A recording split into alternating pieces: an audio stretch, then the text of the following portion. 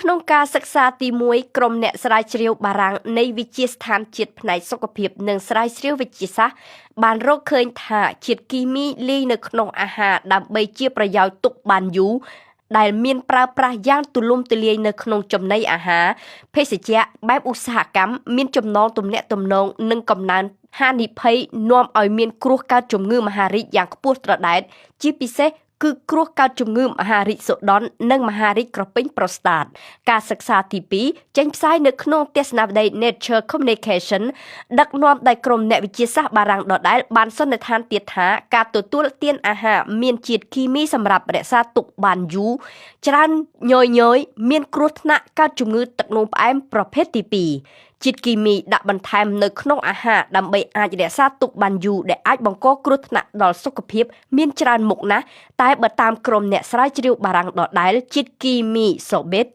ស៊ុលហ្វីតនីត្រីតបង្កើនគ្រោះថ្នាក់មានជំងឺមហារីកខ្លាំងជាងគេអំបិលនីត្រីតដែលមានរូបមន្តគីមី NaNO2 និងសម្គាល់ដោយលេខកូដ E250បង្កើនហានិភ័យកើតជំងឺមហារីកប្រូស្តាតប្រមាណ 1/3 ឯការបរិភោគជាប្រចាំនៅអាហារដែលមានផ្ទុកជាតិគីមីអំបិលប៉ូតាស្យូមដែលសម្គាល់ដោយលេខកូដ E202 បង្កើនគ្រោះកើតជំងឺទឹកនោមផ្អែម 1/2 ការសិក្សាទាំងពីរនេះមិនទាន់អាចបំភ្លឺអំពីយន្តការហេតុនិងផលបរិភោគអាហារមានជាតិគីមីទៅនិងមានជំងឺមហារីកព្រមទាំងជំងឺទឹកនោមផ្អែមដោយផ្ទាល់ទេហើយក៏មិនមែនមានន័យថាឲ្យតែបរិភោគអាហារមានផ្ទុកជាតិគីមីសម្រាប់រក្សាទុកបានយូរដឹងតែមានជំងឺមហារីកឬក៏ទឹកនោមផ្អែមភ្លាមឡើយតែការសិក្សានេះគឺជាសារផ្ញើជូនសាធារណជនទូទៅឲ្យបានដឹងអំពីគ្រោះថ្នាក់ជាយថាហេតុនៃការប្រើប្រាស់ជាតិគីមីបន្ថែមនៅក្នុងអាហារដែលមិនគួរឲ្យមើលរំលងទេនិងចង់បញ្ជ្រាបសាធារណជនឲ្យជ្រើសរើសទទួលទានអាហារដែលពុំសូវមានការកែច្នៃខ្លាំង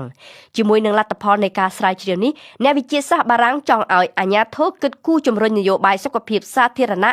ដោយគ្រប់គ្រងការប្រើប្រាស់ជាតិគីមីសម្រាប់រក្សាអាហារបានយូរផងនិងជាតិគីមីមិនច្បាស់លាស់ជាច្រើនផ្សេងទៀតឲ្យមានកម្រិតបំផុតដើម្បីកុំឲ្យអាហារឧស្សាហកម្មនិងអាហារកែច្នៃ